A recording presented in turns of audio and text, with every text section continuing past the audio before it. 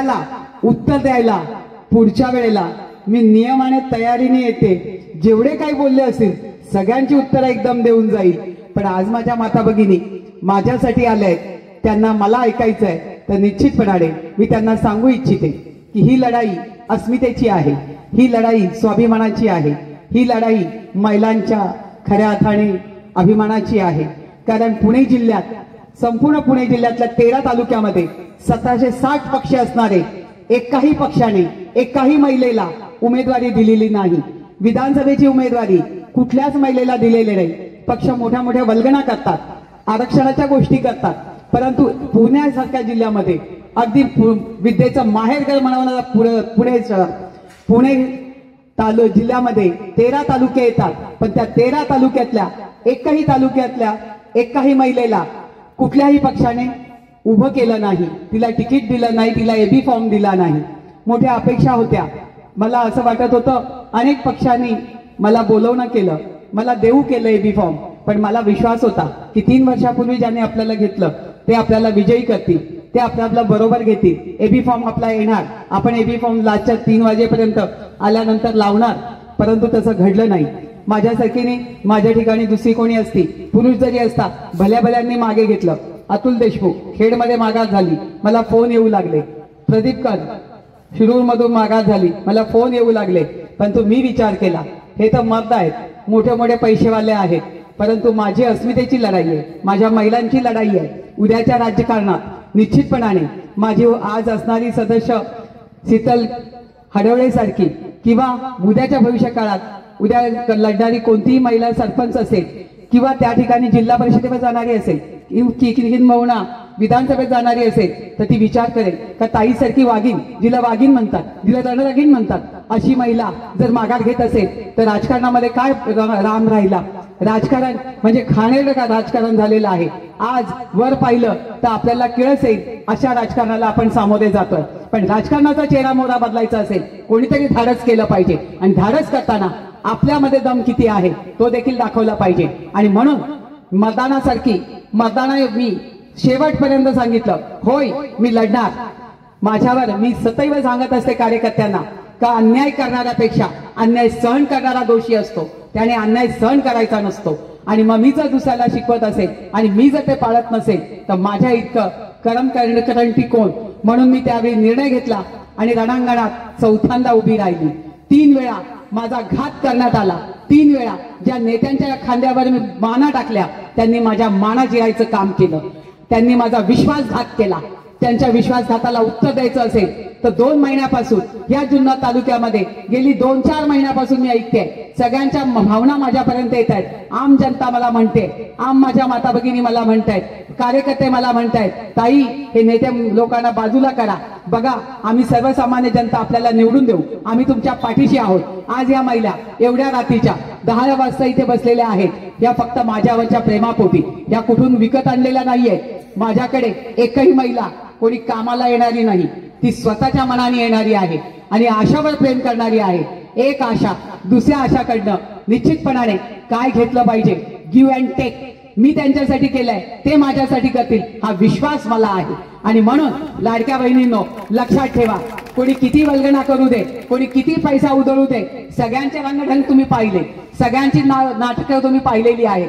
ज्यांना ज्यांना संध्या दिल्या, 40 वर्ष ज्यांच्या घरात सत्ता होती, वल्लभ बेनके ज्यांच्याकडे सदैव कृष्णा खोरे महामंडळ घेऊन फिरत होते, परंतु कधी पुनर्वसनाचे प्रश्न सोडवले नाही। का सोडवले नाही, का विचारत नाही? पाण्याचा प्रश्न, पठाराला म्हणे पाणी देणार, आता लेख सांगतो, गेल्या वेळी निवडणूक जिंकण्यासाठी महिनाभर कसलं आंदोलन केलं, उपोषणाचं आंदोलन, गावोगावी जाऊन झोपा काढून त्या ठिकाणी दाखवलं की मी पठारावर पाणी आणणार, मी सावरगावच्या 9 गावांना पाणी देणार। पाणी देणार बाबा कुठून? 5 वर्ष गेली, उलटली, परत उभा राहिला, कुठे आलं पाणी? कोणी बघितलं पाणी? दुसरा राजा ज्याला पहिल्यांदा तुम्ही निवडून दिलं, शरद सोनवणे, त्यांनी पण असं सांगितलं होतं, मी म्हणे पठारावर MIDC करणार। कुठे गेली तुमची MIDC? झाली का MIDC? जिथे प्यायला पाणी नाही तिथे MIDCच्या गप्पा मारल्या, लोकांनी त्या सुद्धा मान्य केल्या। लोकांना तेवढं सुद्धा कळू नये की आपण कुठे चुकतोय, कोणाला देतोय, हे आपले सेवक आहे का, हे आपले मालक बनायला लागले। अशा पद्धतीने ज्यांनी ज्यांनी सत्ता घेतल्या, जे कोणाला कारखाने दिले, कोणाला बाजार कमिट्या दिल्या, या सगळ्यांना सोनाचा चमचा तोंडात जन्माला घेऊन आलेले लोक आहेत. आज सुद्धा काय वापर चाललेला आहे, आज सुद्धा काय वापर चाललेला आहे. आज कारखान्याचे असणारे 1200 कर्मचारी बाहेर फिरतायत, प्रचाराला फिरतायत, प्रचारामध्ये त्यांचा वापर होतोय. ते बिचारे सांगतायत आम्ही जर केलं नाही तर आम्हाला दबाव आहे. तुम्ही सांगा, 200 रुपये शेतकऱ्याला बाजार द्यायचा जमत नाही, होत नाही, सगळ्या कारखान्यांवर दिलं जातं. या कारखान्यावर का नाही, या कारखान्यावर का नाही? कारखान्याचे जे कामगार आहेत त्यांना पगार कोणाच्या पैशातून होतो? कारखान्याच्या पैशातून. कारखान्याचा पैसा कुठून येतो? शेतकरी सभासद यांचे ऊस घालतात, त्या ऊसाच्या साखर काढली जाते, त्याच्यातून ते पैसा उभा राहतो आणि तो पैशाचा वापर आज या ठिकाणी निवडणुकीसाठी केला जातोय. त्या कामगारांचा वापर त्याच्यासाठी केला जातोय. पण शेतकऱ्यांची कधी कीव करत नाही. शेतकऱ्यांचा ऊस जळाला तो त्यांना कळत नाही. आज महिना झालाय पण ऊस काढला गेला पाहिजे, तो काढला जात नाही. या सगळ्या गोष्टीकडे का बरं शेतकरी गांभीर्याने पाहत नाही? दुसरीकडे ज्या ठिकाणी कधी काल परवा एनेरेमध्ये एक तरुण कोबरा चावला म्हणून जाग्यावर खल्लास झाला. त्याचं डेड बॉडी जेव्हा आम्ही RH ला आणली जुन्नरला, त्यावेळी त्याला लक्षात आलं की 2 ठिकाणी त्याला डाऊन झाला होता आणि तो गेला. तुम्ही सांगा, अशा वेळेला जेव्हा एखादी महिला अडते, जेव्हा तुम्ही पाहिलं की फॉर्म भरताना मला फोन आला आणि ती महिला अडचणीत होती, तिला सिझर करावं लागणार होतं आणि तिला हॉस्पिटल घेत नव्हतं, RH जुन्नर घेत नव्हतं. मी सांगितलं जर घेतलं नाही तर फॉर्म भरायचा बाजूला ठेवून तुझा कार्यक्रम करेल. आणि त्यावेळी तिला नारंगावला नेऊन त्या ठिकाणी तिच्यावर उपचार, त्या ठिकाणी दुसरे डॉक्टर बोलवून तिचं सिझर केलं गेलं आणि तिचं बाळ जन्माला घातलं. बाळ जन्माला घालणं म्हणजे महिलेचा पुनर्जन्म असतो. हे ज्या बाईने जन्माला बाळ घातलंय त्या आईलाच कळते, ती कळ दुसऱ्या कोणाला कळणार नाही. अशा वेळेला देखील त्या ठिकाणी मी त्या पद्धतीने या तालुक्यात एक सुसज्ज असं हॉस्पिटल व्हायला पाहिजे की माणसाचे जीव वाचले पाहिजे. जर एखाद्याला अटॅक आला तर त्याला पुण्याला नेईपर्यंत तो माणूस वाचत नाही. कित्येक वेळा आम्ही 51,000चं इंजेक्शन इथे देतो आणि पुढच्या ट्रीटमेंटसाठी पुढे पाठवतो. पण आज तागायत ज्यांनी सत्ता भोगल्या त्यांनी कधीच विचार केला नाही का या तालुक्यापासून पुणे किती लांब आहे, भोसी किती लांब आहे, तिथपर्यंत माणसाचा जीव वाचेल का, याचा कोणी विचार कधीच केला नाही. आणि मग अशा लोकांनी की त्यांची हॉस्पिटल चालली पाहिजे, त्यांची हॉस्पिटल चालली पाहिजे म्हणून हॉस्पिटल्स निर्माण होऊन द्यायचं नाही. या ठिकाणी त्यांच्या शाळा चालल्या पाहिजे म्हणून जिल्हा परिषदेची शाळा राजुरीची गळते काय?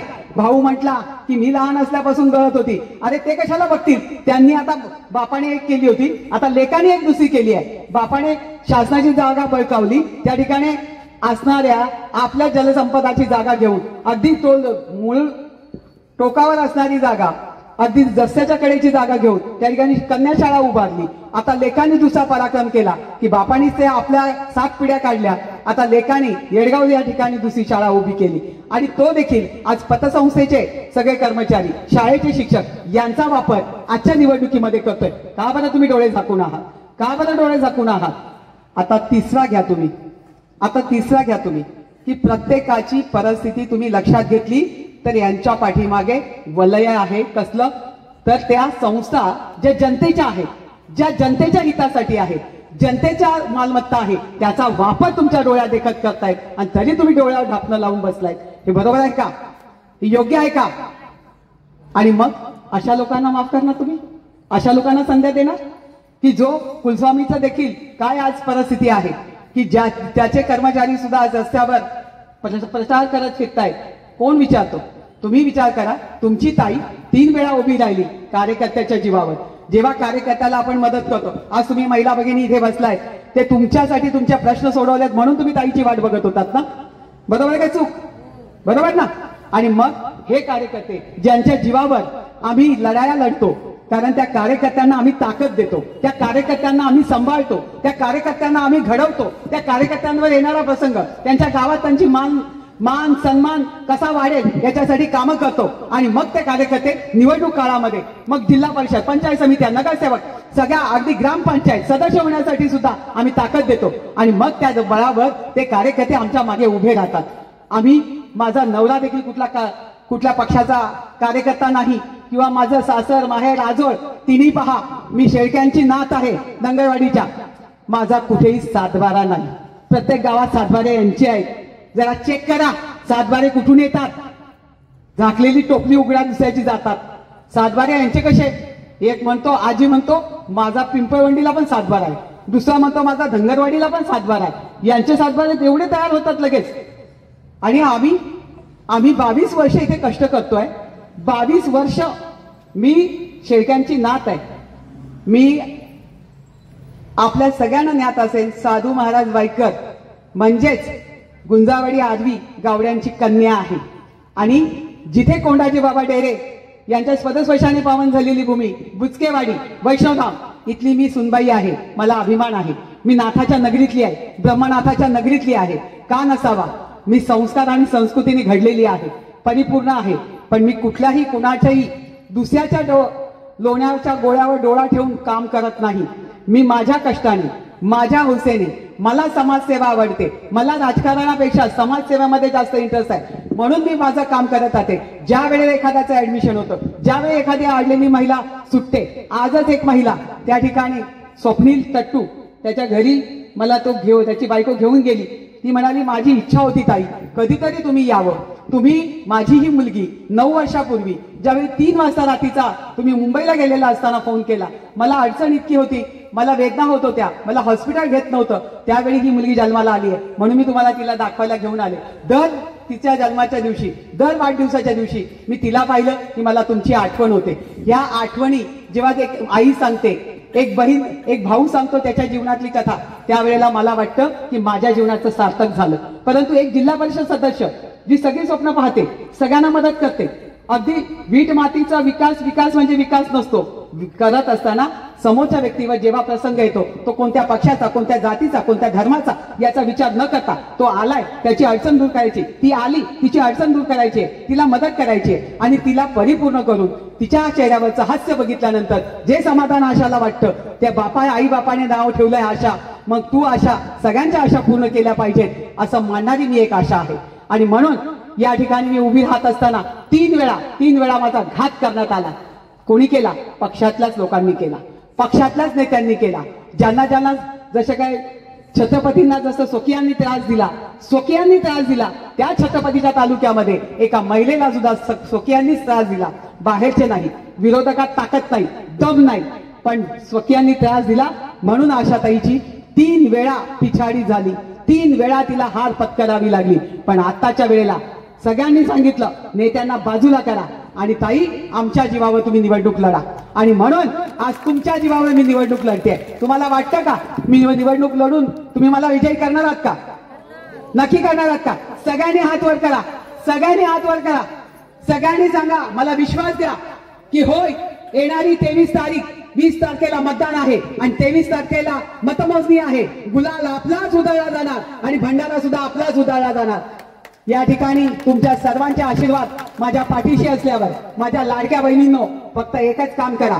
येणाऱ्या 4 दिवसात जेवढे नातेवाईक असतील तेवढ्यांना फोनाफोनी करा.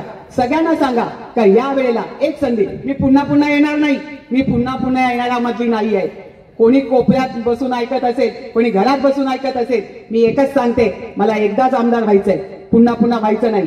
एकदा का व्हायचंय तर राजकारणाला लागलेली कीड दूर करायची आहे. राजकारणात जे लोक जनतेचे सेवक झाले पाहिजेत ते मालक होऊ पाहत आहेत आणि मालक होऊन ते मस्तवान झालेले आहेत. या मस्तवान झालेल्या लोकांना धडा शिकवायचा आहे आणि दाखवायचं आहे की जनतेचा सेवक कसा असतो. जनतेची त्यांनी सेवा केली पाहिजे. नगर सेवक, सेवक या शब्दाचा अर्थ कळला नाही. सातत्य मी ठेवलं आहे, सातत्य. मी 22 वर्ष या तालुक्यामध्ये आहे. अजूनपर्यंत ताई मी अष्टविनायक पूर्ण केलेलं नाही, अष्टविनायकचे 8 गणपती केलेले नाही. मला फक्त ओझर, लेण्यादी आणि पालीच माहिती आहे आणि तो नानजीबाई ठक्कर यांच्यामुळे पाली पाहिला, नाही तर मला अजून अष्टविनायक माहित नाही. या ठिकाणी मी अजून गोवा बघितला नाही कसा आहे तो. गोवा बघायला कधी गेली नाही, परदेशाचा तो सोडूनच द्या. मग तुम्ही विचार करा, जी महिला आज एवढे कष्ट करते आहे, रात्रंदिवस एकच ध्यास आहे माझी जनता आणि माझ्या जनता. जर मी मुंबईमध्ये ठरवलं असतं, मुंबईमध्येच राहिली असती तर माझ्यासोबत काम करणारा मग प्रकाश मेहता असेल, त्या ठिकाणी विद्या ठाकूर असेल, ज्युनियर माझ्या, ते सगळे मंत्री झाले. मी ठरवलं असतं तर तिथे राजकारण अगदी सोपं होतं. पण सगळ्यांनी हात दिली की आपल्यासारखी महिला इथे आली पाहिजे, आपल्या जन्मस्थळी काम केलं पाहिजे, लोकांना न्याय दिला पाहिजे. आणि म्हणून या ठिकाणी आलो. आणि या ठिकाणी आल्यानंतर बाळासाहेब ठाकरे यांच्या चिन्हावर मला लढवावं लागलं. मला माझं चिन्ह मिळालं नाही. कमळ मिळालं नाही. ज्या जयवंतीबेन मेहता यांच्याबरोबर मी काम केलं, बोटाला धरून 18 वर्षाची असताना कामाची सुरुवात केली, प्रमोद महाजन यांच्याबरोबर काम केलं, त्यांची बहीण म्हणून प्रसिद्धी मिळवली. परंतु इथे आल्यानंतर मला कमळ न देता मला धनुष्यबाणावर लढायला लावलं आणि धनुष्यबाणावर लढताना सुद्धा प्रामाणिकपणे मी माझ्या पक्षाला वाढवायचं काम केलं, बाळासाहेब ठाकरेंचे विचार रुजवायचं काम केलं, शिवसैनिकांना घडवायचं काम केलं, पंचायत समिती आणली, नगरपालिका आणली, प्रत्येक ठिकाणी झेंडा लावला आणि भगव्याचं वातावरण तयार केलं. आज सुद्धा माझ्या निवडणुकीचा अजेंडा काय आहे? माझ्या निवडणुकीचा अजेंडा आहे हिंदुत्व, हिंदुत्व, विकास आणि धर्म याच्या जोरावर आज मी लढाई लढायला उतरलेले आहे. 10 गडी एका बाजूला आणि बाई एका बाजूला आहे. लक्षात ठेवा, एक दिवसलेली वाघीण आणि चवताळलेली नागिन हिचा कोणी नाद करू नये. माझ्या महिलांची मला साथ आहे, माझ्या लाडक्या भावांची पण मला साथ आहे आणि याचा मला साथ अभिमान आहे. तुम्ही सगळे माझ्या बरोबर आहात. मी कसलीही तमा बाळगत नाही. मला पूर्ण विश्वास आहे. हे सांगतात की अलका कुबल सारखं यांना आवरत नाही, रडू येतं. ज्या वेळेला ज्या ठिकाणी जातो, आज किशोर तांबेच्या गावात गेलो, ते तांबे मळ्यात गेल्यानंतर, तांबेवाडीत गेल्यानंतर जो कार्यकर्ता मी गमावला, त्या ठिकाणी जेव्हा त्याच्या नावाने त्याची बायकोच्या डोळ्यात पाणी आलं, त्याचे पोरगं रडलं, तर माझ्या डोळ्यात पाणी आलं नाही, तर माझ्या आई होण्याचा काही अर्थ नाही. ज्या ज्या वेळेला कार्यकर्त्यावर गदा येते, ज्या ज्या वेळेला कार्यकर्ता जातो, त्या कार्यकर्त्याच्या ठिकाणी गेल्यानंतर किंवा त्याने भावना व्यक्त केल्यानंतर जर आपल्या डोळ्यात पाणी ओलावा येत नसेल तर माणूस म्हणून घेण्याचं आपण लायकीचे नाही आहोत. आणि म्हणून एक महिला म्हणून माझ्या हृदयात काळीज आहे. पण जर कोणी माझ्या नादाला लागलं तर त्याचा कोतळा, माझ्या कार्यकर्त्याला कोणी हात लावला, माझ्या कार्यकर्त्याचा नाद केला तर त्याचा कोतळा काढायची पण तयारी ठेवणारी ही आशाताई आहे. ही वाघीण तुम्ही असंच तिला म्हणत नाही, रणरागिणी तिला असंच तुम्ही म्हणत नाही. कारण गरज आहे काळाची, काळाच्या ओघाची. कारण घरात असणारी आमची सर्वसाधारण महिला, पण कुटुंबावर संकट आलं का ती, आपण म्हणतो अरे ही तर इतकी शांत, ही अशी कशी चिडली, ही अशी कशी चवताळली. पण तिच्या घरावर जर संकट आलं तर निश्चितपणाने ती चवताळून उठते, ती चावा काढते. तिची शक्ती नसेल पण ती शक्तीपणाला लावते. लावते की नाही लावते ताई? लावते ना. पण आपल्या घरावरचा प्रसंग ती दूर काढते.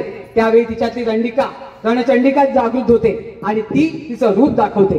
जेवढी रूपं स्त्रीची आहेत तेवढी रूपं निश्चितपणाने आहे. आता मला 4 दिवसापूर्वी महिलाचा ग्रुप भेटला आणि त्या माझ्या चाललेल्या कार्यक्रमामध्ये त्या आल्या आणि मला म्हणाल्या, ताई आम्हाला वणीला नेलं होतं. वणीला नेलं होतं 5 वर्ष तुमच्याकडे बघितलं जात नाही, पण निवडणुका आल्या की मग वणीची देवी आठवते, तुम्हाला सप्तशृंगी आठवते. अहो नवरात्रीचे 9 दिवस त्यावेळी का नाही तुम्हाला आठवत का आपण आपल्या महिलांना पुढे फिरायला न्यावं? परंतु त्या महिलांनी असंही सांगितलं, ताई आम्ही त्यांच्या गाडीत बसलो, त्यांचं खाल्लं, देवीकडे गेलो, पण तिथे गाराने घातलं, तिथे ओटी भरली आणि सांगितलं आमच्या ताईला आमदार होऊ दे. म्हणजे हा प्रामाणिकपणा महिलांमध्येच असू शकतो. त्यांनी त्यांच्या भावना माझ्या संगती व्यक्त झाल्या आणि म्हणून मला पूर्ण विश्वास आहे, जर माझ्या महिला आज मला एवढ्या प्रेमाने पाहतायत, माझ्याबद्दल भाव ठेवतायत, माझे कार्यकर्ते किंवा माझे असणारे सगळे तरुण माझ्या पाठीशी आहेत, माझ्या ज्येष्ठांचा मला आशीर्वाद आहे आणि मी धर्माला घेऊन निघालेली आहे, हिंदुत्वाला घेऊन निघालेली आहे, तर निश्चितपणाने विजय हा आपलाच आहे. 23 तारखेचा गुलाल आपला आहे, भंडारा आपला आहे. पुन्हा येईल याच ठिकाणी आपल्याला सगळ्या प्रश्नांची उत्तरं पण देईल. पण माझ्या प्रश्नांची उत्तरं मिळाली पाहिजे की आमदार खासदार हे सुद्धा यांना लाजवण्या इतकी कामं जर एक जिल्हा परिषद सदस्य विरोधात बसून करत असेल, सत्तेत नसताना करत असेल, तर मग यांनी करायचं काय? यांनी का करू नये? यांना करायचं का कधी वाटलं नाही? यांच्या भावना कुठे गेल्या? लोकांच्या डोळ्यातला अश्रू यांना दिसत नाही का? ज्या ज्या वेळेला कुठेही एखाद्या बिबट्याने हल्ला केला की सगळे आले तरी सुद्धा ताई आल्याशिवाय परिपूर्णता होत नाही. कारण त्या अधिकाऱ्याला कोणी घोडे लावायलाच नसतं, मग ताईच असते. एखाद्या पोलीस स्टेशननी एखाद्या महिलेचं, एखाद्या भांडणाचं, एखाद्या शेजाऱ्यांची भांडणं असतील किंवा घरातली भांडणं असतील किंवा एखादी मुलगी गेली असेल, त्यावेळेला सुद्धा त्या सगळ्यांना ताईच आठवते. का? तर ताईच सांगू शकते आणि ताईच न्याय देऊ शकते. हा विश्वास पक्का सगळ्यांना असतो. आणि म्हणून या ठिकाणी माझ्यासारख्या कार्यकर्त्याला वाटतं की होय, तुम्हाला जर नेतृत्व माझ्यासारखं पाहिजे तर ते 5 वर्षात राजकीय नेता कसा असावा, त्याने राज्य करावं, पण रयतेचं राज्य करावं, जसं आमच्या राजांनी केलं, आमच्या शिवाजी राजांनी केलं त्या पद्धतीचं रयतेचं राज्य असावं, रामराज्य असावं आणि त्याच्यामध्ये सगळे समाधानी असावे, सुखी असावे. आणि हा अजेंडा आहे माझा की तुम्ही मला जी संधी देणार आहात ती फक्त मला 5 वर्षात 25 वर्षाचा बॅकलॉग भरून काढायचा आहे. आणि त्या ठिकाणी जीवाचं माती करेन, पाणी करेन असं मी काही बोलणार नाही. नो वे.